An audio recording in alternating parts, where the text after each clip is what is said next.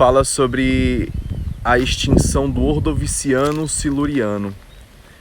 Então, a extinção do Ordoviciano, ela é interessantíssima, porque é logo no momento em que os continentes estão se movendo bruscamente.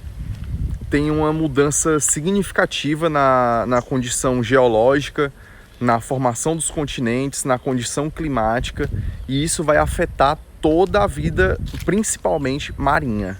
A vida marinha na extinção em massa que teve no Ordoviciano foi cerca de 85% pereceu. Então os braquiópodes, os trilobitas morreram praticamente todos.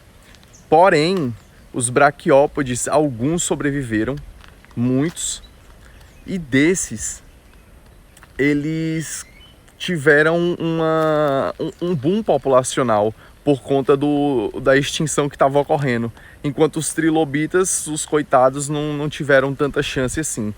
Tanto é que muitos fósseis de trilobita vêm justamente daí. Esse período ele é muito importante para o estudo da paleontologia, porque foi justamente depois da explosão do Cambriano. Então esse boom populacional de diversificação de todo tipo de ser vivo que você possa imaginar, de bactéria a multicelular, assim, de uma maneira absurda. E logo após isso vem o Ordoviciano, logo após, assim, né, 100, 200 milhões de anos depois, vem o Ordoviciano. E por conta dessas mudanças, provavelmente climáticas, com tanta diversidade de animal, isso contribuiu. Mas a principal é geológica. Muitos terremotos, muitos vulcões, e isso fez com que as placas tectônicas andassem, né, e formassem continentes como a Gondwana. E a Gondwana tinha a parte ali do hemisfério norte, do hemisfério sul, a parte norte que formam o que a gente conhece hoje como a Europa, né, os Estados Unidos, e a parte sul formando a América do Sul, a Austrália, o continente africano.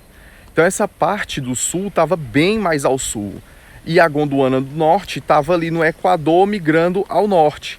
Nesse processo que foi até o Siluriano, muitos recifes de corais morreram por conta dessa transição, porque o mínimo de mudança na temperatura é o suficiente para esses bichos sentirem e já começar uma reação em cadeia, que muitas vezes culmina em morte. Então, o Ordoviciano teve muita movimentação tectônica. E fora isso, os continentes, quando já estavam nos seus hemisférios, nos extremos, começaram a resfriar. Teve um período de acúmulo de gelo significativo. Então, teve a formação de mar raso, como acontece com o Mar de Tétis, que foi o que deu origem ao Oriente Médio. À medida que esses continentes vão se movimentando, vai se infiltrando água na Terra e vão formando novos horizontes, né, novos mares, e alguns deles são rasos. E isso ajuda na sedimentação, na formação de fóssil, e aí fica fácil da gente estudar e ver justamente como foi esse processo. E aí no vídeo de ontem eu falei do petróleo, e boa parte do petróleo veio justamente do Ordoviciano, a parte marítima do petróleo, né? Porque nessa parte toda aquática ali que a gente vai fazer essas pesquisas, o Ordoviciano contribuiu demais, porque a vida marinha pereceu assim em larga escala. Não tanto quanto a vida terrestre, ficou até de boa. A vida terrestre veio realmente sentir esse abalo posteriormente no Devoniano, mas quando as águas se infiltraram e apossaram mais dentro da parte terrestre. Mas nesse período onde estão delimitadas verdadeiras ilhas espalhadas pelo mapa, com uma grande massa ao norte e outra grande massa ao sul, permitiu com que o gelo se acumulasse e secasse boa parte de regiões que tinham um volume bem maior. E essa mudança de temperatura brusca matou os corais e isso gerou uma reação em cadeia tremenda.